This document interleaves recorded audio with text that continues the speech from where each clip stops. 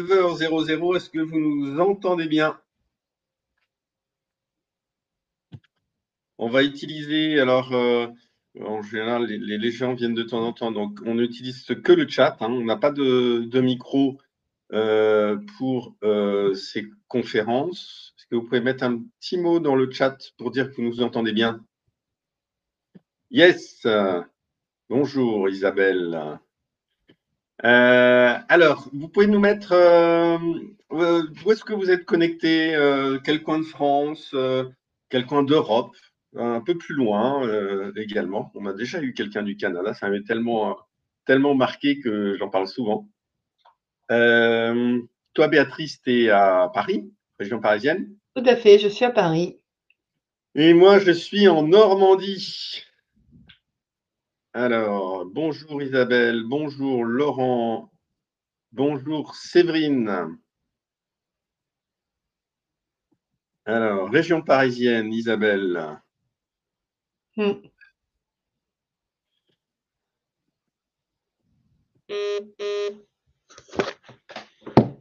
Ah, nous avons une majorité de région parisienne. Ouais, pour le moment. Ok, bah écoutez, le reste de la France, j'espère, va arriver. Bonjour Sylvie, bonjour Laurent, bonjour Kang. Ok, on va démarrer. Alors, donc cette conférence rentre dans le cadre d'un cycle de conférences que j'organise sur le changement, sur la conduite du changement. J'ai l'honneur, le loisir et l'avantage de vous présenter Béatrice ce matin, qui a rejoint Bon, l'équipe Olsen cette année. oui, Et puis, Béatrice, je te laisse te présenter brièvement. oui. Alors bonjour à tous. Je suis partenaire, je m'appelle Béatrice Rivas-Sidel, donc je suis partenaire Olsen et ma spécialité, ce sont les transformations culturelles. Donc le thème que nous allons aborder ce matin. Voilà. Merci, Béatrice. Alors, la culture managériale, c'est un sujet absolument fondamental pour ceux qui viennent de temps en temps à mes conférences. J'en parle assez souvent, en fait, parce que je dis souvent que les managers, c'est la courroie de transmission dans les changements. Hein, pour qu'une transformation se passe correctement, on a absolument besoin de s'appuyer sur les managers. Et donc, qui dit manager dit aussi culture managériale. Il y a des entreprises avec une forte maturité, d'autres avec une moindre maturité. Il y a pour certains une culture de l'exécution, pour d'autres une culture de l'autonomie. En tout cas, c'est une donnée d'entrée qui est assez fondamentale et donc un pilier pour réussir les transformations. Et Béatrice va nous en parler vraiment spécifiquement ce matin. Un mot en vision d'ensemble. Hein, moi, je fais ça maintenant depuis quelques années parce que je rêve que les transformations se passent mieux qu'elles ne se passent aujourd'hui. On a créé avec un certain nombre de coachs professionnels et d'écoles d'ailleurs, universités, l'association pour les transformations éthiques, pour dire, ben voilà, si on veut que les transformations réussissent, il y a besoin d'avoir une approche un petit peu plus systémique et de respecter différents piliers qui sont ceux que vous découvrez là. Si vous voulez en savoir plus, il y a un mini-site sur cette association. Et donc aujourd'hui, on va aborder la culture managériale. Béatrice, the stage is yours. Merci Philippe. J'en profite pour te dire, Philippe, que nous avons des participants, notamment Laure, qui a besoin qu'on lui envoie le lien de la conférence, si tu veux bien t'en occuper. D'accord. Ok. Merci. Alors, merci Philippe. Je vais commencer par une petite question et j'aimerais, s'il vous plaît, une réponse dans le chat. Euh, Comment qualifiez-vous votre culture managériale au sein de votre entreprise, au sein de votre organisation? Comment est-elle identifiée, si elle est identifiée?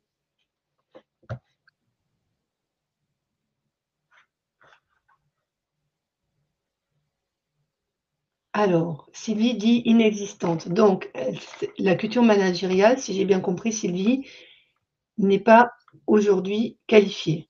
D'accord? Nouvelle me dit avec ambiguïté. Oui.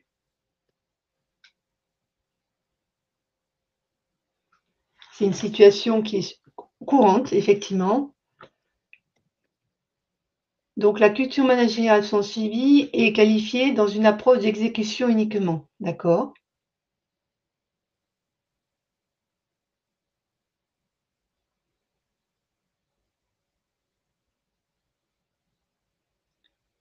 Une approche d'autonomie selon Kang, oui.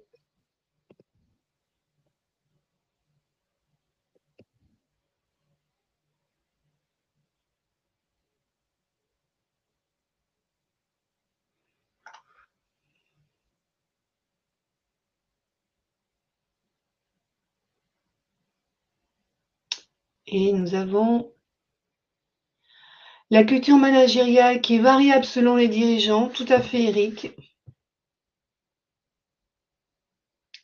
Merci pour vos retours. Alors, justement, on va aller un peu plus loin sur ce thème, essayer de comprendre comment on peut mieux identifier la culture managériale et comment elle peut nous aider à réussir nos plans de transformation. Donc, on va parler aujourd'hui de ce que c'est que la culture managériale. D'abord, l'identifier, qu'est-ce que c'est? De quoi parle-t-on? Et notamment faire la différence avec la culture d'entreprise. Et ensuite, en quoi la culture managériale va constituer effectivement un levier de transformation?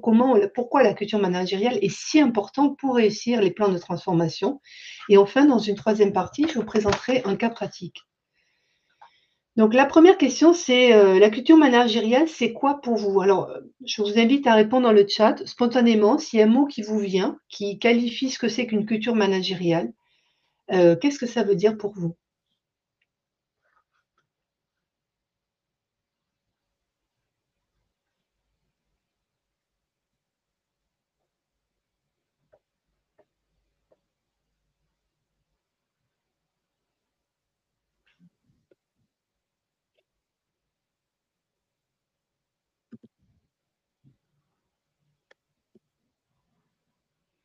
Alors, embarquement des collaborateurs vers un objectif commun, oui. La culture de l'excellence, oui.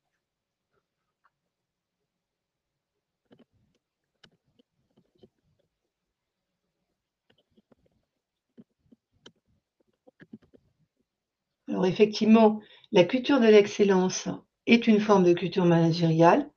Quelle est la relation envers les collaborateurs? Oui, tout à fait. C'est la culture managériale reflète tout à fait cette, dimension-là et Philippe écrit: «Ce qui caractérise les pratiques des managers», effectivement, et on pense notamment aux règles opérationnelles, le fonctionnement, le comment. Une conception de l'animation humaine, valeur d'une organisation, oui.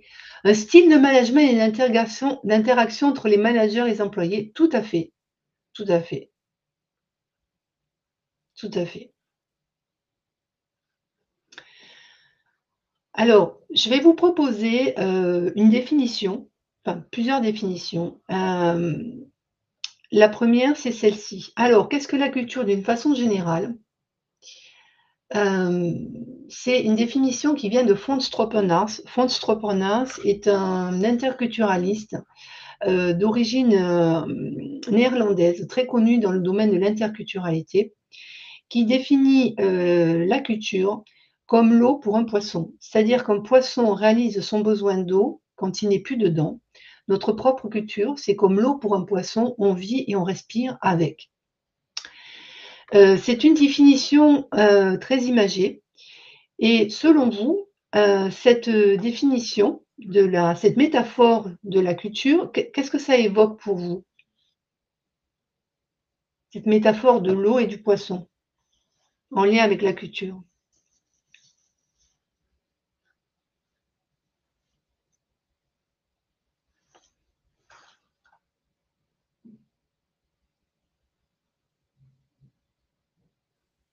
Alors je regarde dans le chat, la culture est intangible, tout à fait Laure. Il y a une idée de invisibilité, quelque chose que l'on ressent mais qu'on ne peut pas toucher, qu'il est difficile d'identifier en fait. Et c'est comme si on change de bocal, en fait, on imagine que le poisson, il change de bocal, et bien il va changer de culture. Et on ressent la nouvelle culture quand on a changé de bocal. Il y a une idée aussi d'adaptabilité selon Sylvie, tout à fait. Un poisson, eh bien, il va s'adapter à la nouvelle eau. selon Demoiselle, les rites, la façon de penser dont on a plus ou moins conception, tout à fait, et il y a une question de c'est quelque chose de naturel. L'oxygène et la liberté circonstancielle, tout à fait, un poisson ne peut pas vivre sans eau, on ne peut pas vivre sans la culture est fondamentale, une entreprise ne peut pas fonctionner sans sa culture. Il y a une idée de conscience, tout à fait. Alors, je vais aller un petit peu plus loin et vous proposer une autre métaphore, c'est la métaphore de l'iceberg. Probablement que vous la connaissez. Donc c'est Clyde Kluckhohn, un anthropologue américain qui a été célèbre notamment sur ses travaux sur la culture et les valeurs humaines. Il a utilisé la métaphore de l'iceberg pour expliquer la nature multidimensionnelle de la culture, donc au sens large, qui inclut aussi bien les sociétés que les organisations. Et donc cette métaphore de l'iceberg, elle décrit la culture comme un iceberg avec une partie visible, donc ce que l'entreprise choisit de montrer ou de promouvoir.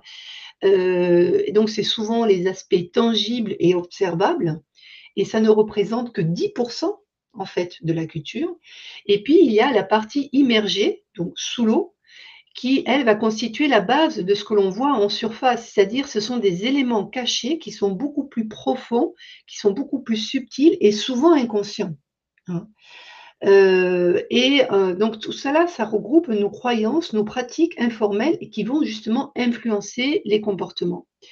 Ce qui est intéressant, c'est que quand on a un écart entre la partie visible de la culture et la partie immergée, c'est que, hélas, plus cet écart est important, plus on peut avoir des tensions, des malentendus et notamment un désengagement des collaborateurs. Je vais aller un petit peu plus loin avec cette métaphore. Donc, dans la culture d'entreprise, concrètement, de quoi parle-t-on? Eh bien, il y a au niveau des éléments visibles, on parle notamment des symboles, du discours officiel. Donc là, je parle notamment, je vais vous donner des exemples. Donc, les symboles, eh bien, ça va être le logo, les logos, le design des bureaux, ça va être éventuellement le code vestimentaire. Au niveau des discours officiels, on va parler des valeurs affichées sur les murs de l'entreprise ou dans les documents de l'entreprise, les messages aussi des dirigeants. Au niveau des rituels, on va parler des cérémonies, des réunions d'équipe, des célébrations ou des événements d'entreprise, donc les événements de l'entreprise. Et enfin, au niveau des pratiques, eh bien là, on va parler notamment des méthodes de travail. Et donc là, on y vient. Les outils de communication, par exemple, l'utilisation de Slack ou de Teams. Voilà des exemples de tout ce qui est visible. Maintenant, si on part un petit peu plus loin si on va un peu plus loin sur la partie invisible, eh bien, là, on va aborder tous les 90% dans la partie immergée, hein, sous l'eau. Et donc là, on a les valeurs réelles, c'est-à-dire ce que l'entreprise valorise véritablement. Et parfois, c'est différent des valeurs affichées. Notamment, on peut avoir, par exemple, une priorité au chiffre d'affaires versus un bien-être des collaborateurs. Les normes implicites, là, c'est ce qu'on considère comme acceptable ou non dans l'entreprise, mais c'est rarement dit de façon explicite. Par exemple, ne jamais contredire un supérieur en réunion, donc un rapport à la hiérarchie particulier. Enfin, il y a les croyances. Les croyances, ce sont les présupposés communs qui façonnent nos décisions et nos comportements. C'est-à-dire, par exemple, on doit être les premiers sur un marché pour survivre. Enfin, les relations informelles, ça, c'est tous les réseaux d'influence qu'on peut avoir au sein de l'entreprise, les alliances, les conflits latents entre certains groupes d'individus, entre certains départements notamment. Et enfin, les émotions, les perceptions, là, on parle plutôt d'un climat émotionnel au sein de l'entreprise. Donc, ça peut être un climat de stress, quel est le sentiment d'appartenance, quelle est la motivation. Et enfin, les histoires et traditions. Ça, c'est aussi un point très important dans la culture. C'est quelles sont les anecdotes internes de l'entreprise qui vont influencer la vision collective, notamment les légendes des fondateurs ou les légendes des projets qui ont marqué la vie de l'entreprise. Et enfin, il y a les tabous. Il y a les tabous, c'est-à-dire tous les sujets qu'on va éviter, qu'on va interdire, tels que parler par exemple de certains échecs, ou on va éviter de parler de certaines inégalités internes. Et tous ces éléments qui sont sous l'eau, souvent, eh bien, plus on descend sous l'eau, plus ces éléments sont inconscients et non verbalisés. Et donc, ce qui est intéressant ensuite, c'est de se demander comment on articule cette métaphore de l'iceberg avec la culture managériale. Parce que là, je vous ai présenté la culture d'entreprise d'une façon générale. Bien, en fait, ce qui est intéressant de voir, c'est que la culture managériale, en fait, c'est un sous-ensemble de la culture d'entreprise. C'est-à-dire que l'entreprise, on est plus au niveau de la vision stratégique et de l'identité collective de l'entreprise. Donc, elle répond à la question, mais qui sommes-nous en tant qu'organisation? Alors que la culture managériale, elle, c'est plutôt un outil opérationnel. C'est-à-dire qu'elle va répondre à la question: «Comment dirigeons-nous nos équipes pour atteindre nos objectifs?» On est plus sur le comment. Donc la culture d'entreprise, elle est plus large. Elle englobe la culture managériale comme un de ses composants et donc elle va influencer directement le comportement des managers. Et la culture managériale aussi va influencer la culture d'entreprise parce que les pratiques des managers vont affecter la façon dont les employés vont percevoir et vivre la culture globale de l'organisation. Alors, qu'est-ce qui va se passer? Donc maintenant qu'on a défini plus en détail ce que c'est que la culture d'entreprise et la culture managériale, maintenant, comment la culture managériale peut constituer un levier important, un levier puissant pour réussir les projets de transformation? Alors, on va commencer par 2 cas de figure. Le premier cas de figure, c'est quand on a un désalignement entre la culture managériale et la stratégie de projet de transformation. Donc là, à ce moment-là, mais qu'est-ce qui va se passer? Eh bien, en fait, on va avoir des écarts. On va avoir des écarts, par exemple, un écart au niveau des valeurs. C'est-à-dire qu'on va avoir une stratégie qui va, par exemple, valoriser l'innovation, mais une culture managériale qui va punir l'échec. On peut également avoir un écart au niveau des comportements. C'est-à-dire que la direction va demander de l'agilité, de la flexibilité, mais les managers vont rester attachés à des processus rigides. Et enfin, on peut avoir un écart au niveau des pratiques. C'est-à-dire que l'entreprise va adopter des outils collaboratifs, mais les managers ne vont pas en faire la promotion. Donc, qu'est-ce qu'on va avoir? Eh bien, on va avoir une résistance au changement. Donc les collaborateurs, ils vont ressentir un manque de cohérence, hein, et ils vont être moins enclins à adopter les nouveaux objectifs. On va avoir également un désengagement, c'est-à-dire qu'une culture qui est inadaptée, eh bien, elle va générer de la confusion. On ne comprend pas ce qui se passe, on ne comprend pas pourquoi on va le faire, ça ne fait pas de sens et donc on va être moins motivé. Ça peut aussi aller jusqu'au conflit interne, puisque en fait, les managers et les collaborateurs vont rentrer en désaccord sur les priorités. Encore, c'est un problème de sens. Et enfin, on peut avoir également un turnover élevé, hein, c'est-à-dire que ce désalignement, ben, tout simplement, ben, des talents vont quitter l'entreprise, tout simplement. Et enfin, on arrive à un échec du projet de transformation, c'est-à-dire que les initiatives stratégiques, elles peuvent être bloquées ou ne atteindre qu'une partie des objectifs. Donc le coût, il est énorme. Les enjeux sont énormes. A contrario, si on est dans une culture managériale qui est en cohérence avec la stratégie du projet de transformation, là, on rentre dans un tout autre cas de figure, hein. Là, on a d'énormes bénéfices. Et ces bénéfices, en fait, c'est les bénéfices de la cohérence entre la culture managériale et votre stratégie de transformation. C'est-à-dire que, eh bien, la culture managériale, elle va favoriser l'adoption des changements. C'est-à-dire que les managers, comme ils vont être en cohérence avec le projet, ils vont influencer les équipes, ils vont accepter les nouveaux changements et intégrer surtout les nouvelles pratiques. Ensuite, on va engager les collaborateurs, c'est-à-dire que la culture managériale qui est alignée, elle va motiver les collaborateurs, les acteurs du changement, et elle va surtout réduire les résistances. Donc, on rentre dans vraiment un cercle vertueux, hein, avec en plus une communication efficace, c'est-à-dire que les managers vont traduire une vision stratégique en actions concrètes et compréhensibles. Donc, on ne fait pas que communiquer, on agit aussi et en cohérence avec ce que l'on dit et ce que l'on met en avant. Et enfin, il y a l'exemple, on va montrer l'exemple. C'est-à-dire que les comportements des managers vont refléter et vraiment incarner les changements souhaités. Donc, ça va créer un cercle vertueux qui va créer une force motrice qui va propulser l'entreprise et lui permettre de réussir sa transformation. Alors, un exemple de transformation réussie, c'est par exemple une transformation digitale, une entreprise qui adopte une transformation digitale. Eh bien, si elle identifie et qu'elle instaure une culture managériale qui favorise la collaboration et l'innovation auprès des employés pour adopter des nouvelles technologies, et au contraire d'une culture conservatrice et hiérarchique qui freinerait l'initiative. Donc l'idée, c'est vraiment identifier l'existant dans la culture managériale, identifier les freins et les potentiels leviers pour reformater la culture managériale et surtout la permettre de la déployer au sein des collaborateurs au service du projet de transformation.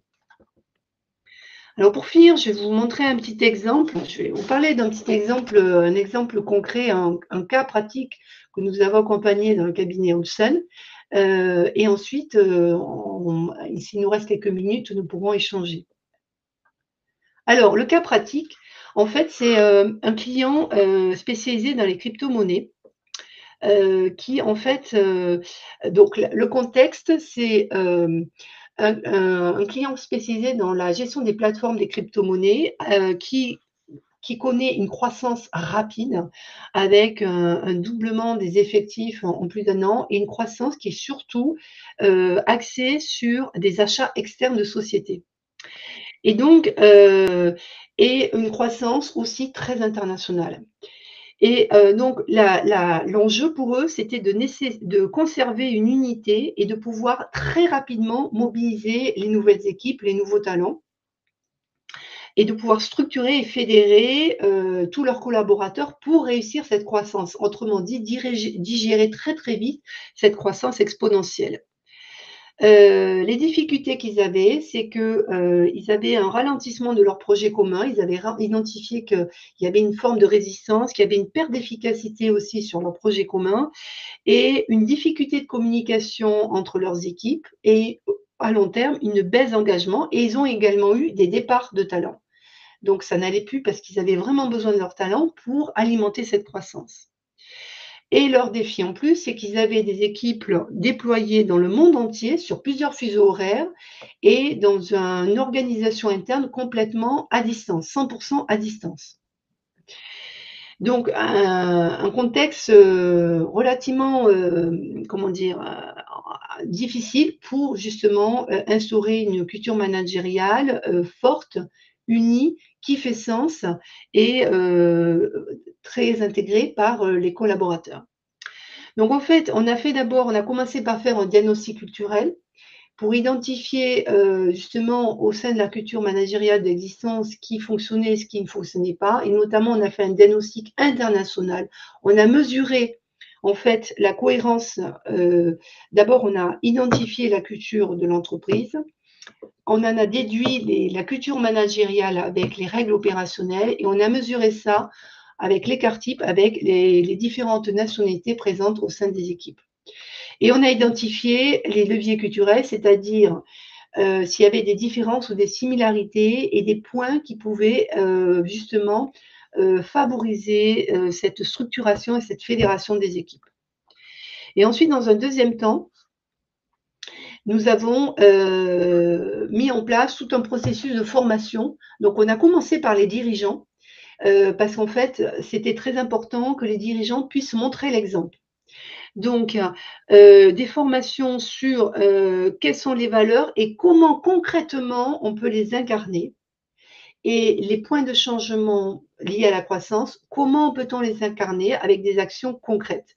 Donc, il y a eu vraiment un alignement sur les processus managériaux. Et enfin, ça a cascadé au niveau inférieur. Et les résultats, donc, c'était assez un gros défi puisque nous avons fait tout cela à distance. On s'est adapté au mode de fonctionnement de notre client. Et enfin, on a fini par de l'accompagnement, donc avec des supervisions, 1 heure par mois, parce que le but, c'est de faciliter un changement pérenne sur un temps long. C'est-à-dire que vraiment permettre un degré d'assimilation et d'intégration auprès des équipes sur une durée longue qui permettent ensuite d'avoir des bénéfices à long terme, notamment au niveau de l'optimisation, de l'augmentation, la croissance externe de l'entreprise. Et donc, au niveau des résultats opérationnels que nous avons obtenus, eh bien, le déploiement international a été réussi.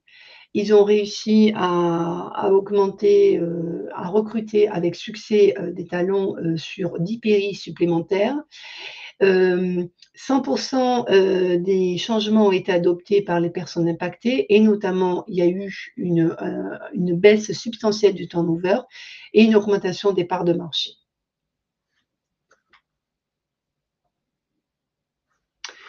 Voilà pour cet exemple. Ce que je vous invite à faire, c'est qu'on arrive, il nous reste quelques minutes, il nous reste une petite quinzaine de minutes, Philippe, si je ne me trompe pas. Donc, ce que je vous invite, donc, je voudrais finir par une question. Comment intégrez-vous votre culture managériale dans vos projets de transformation?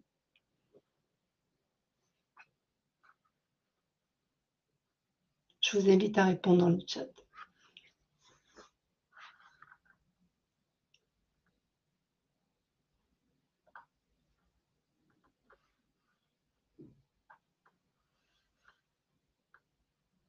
Est-ce que selon vous, c'est un levier? Est-ce que c'est, selon votre expérience, avez-vous été amené à intégrer la culture managériale dans vos projets de transformation?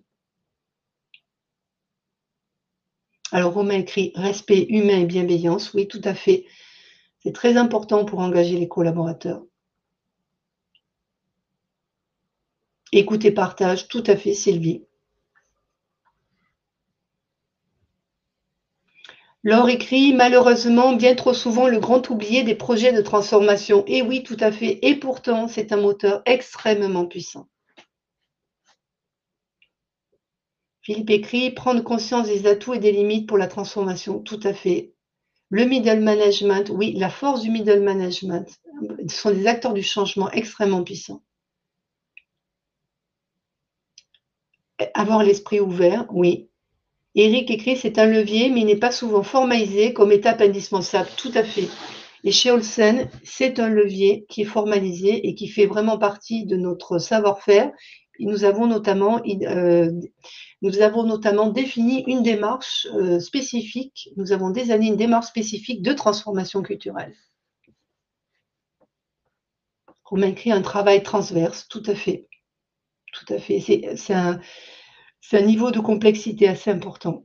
Exact. Mais on a des résultats qui sont vraiment édifiants. Alors, merci pour vos retours. Donc, pour conclure, c'est important de partir de votre situation actuelle pour bâtir une ambition réaliste. Hein. Donc, la culture managériale alignée avec votre stratégie. Donc, il y a 3 étapes, hein, structuration, formation, accompagnement. L'importance de poser un diagnostic en amont, d'identifier quels sont les leviers pour faciliter et réussir la transformation et ensuite tout un processus d'accompagnement sur un temps long qui permet de réussir des changements à la fois sereins et durables.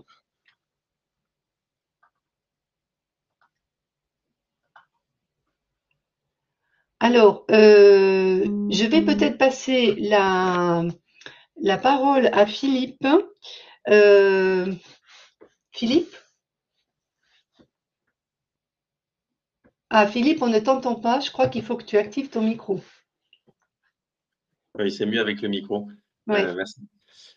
Effectivement, moi, je voudrais vraiment souligner l'importance des managers et de la culture managériale.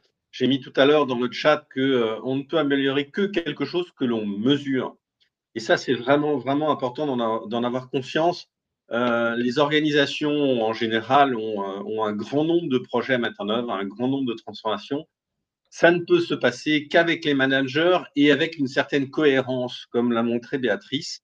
S'il y a des oppositions, et c'est parfois le cas, voire souvent, entre les capacités des managers, leur maturité et ce qu'on souhaite installer. Évidemment, ça va être beaucoup, beaucoup plus compliqué. Je vois encore beaucoup trop de déni sur ce sujet-là, un sujet qui est totalement oublié. J'ai beaucoup de transformations où les dirigeants me disent bah, on va lancer ça, on va le présenter à tout le monde. Je dis, mais les managers, vous en faites quoi Ah, bah non, bah, on va le faire en même temps que tout le monde. Non, ça peut pas marcher. En tout cas, ça peut pas bien marcher. Donc, notre invitation avec Béatrice, c'est vraiment de prendre le temps de se poser la question, mais finalement, quels sont les atouts que nous avons avec notre culture managériale, et il y a toujours des atouts dans la culture managériale, mais surtout, quelles sont les limites. Et donc, comment est-ce qu'on va préparer les managers pour être davantage en cohérence avec les enjeux de transformation qu'on leur demande de mettre en place. Si vous voulez approfondir le sujet, ben finalement, c'est Béatrice qui sera la plus indiquée, donc n'hésitez pas à lui envoyer un mail pour prendre rendez-vous avec elle. Si c'est une thématique plus conduite du changement général, plutôt moi, et puis sinon ça peut être les deux hein, aussi, sympa les rendez-vous ensemble. Sur les prochaines étapes, si vous voulez vous professionnaliser en conduite du changement, on a une certification tous les 2 mois et mercredi prochain, on a une réunion d'information pour vous permettre de la découvrir. Je crois que je vous ai mis le lien au tout début de chat. Vous avez un lien LinkedIn et puis vous le recevrez avec le replay. Et puis, la prochaine conférence, c'est un programme exécutif sur réussir son plan de transformation. Un plan de transformation, c'est comment on va bâtir les priorités avec l'histoire du changement, comment on va se structurer et s'organiser pour mettre en place le plan de transformation, et puis comment on va embarquer les équipes. Alors, c'est évidemment plein de choses, puisque on adresse vraiment un système avec une problématique complexe, mais en 3/4 d'heure, on tâchera de vous donner une vision d'ensemble des grandes étapes à respecter. Donc, jeudi 16 janvier à 9h. Et dans le replay, dans le mail que vous allez recevoir, vous aurez le lien d'inscription pour cette prochaine conférence. Voilà, en tout cas, on vous souhaite d'excellentes fêtes de fin d'année d'ici là. Et puis, on sera ravis de vous retrouver. Donc, soit la semaine prochaine, soit par rendez-vous Béatrice, moi ou les deux. Oui. Et puis, sinon, le 16 janvier. Je vous attends pour parler de la transformation culturelle. N'hésitez pas, vous avez mes coordonnées et c'est avec joie qu'on échangera sur votre contexte. En attendant, on vous souhaite d'excellentes fêtes de fin d'année. Belle journée, à bientôt. Bonne Bye journée. bye.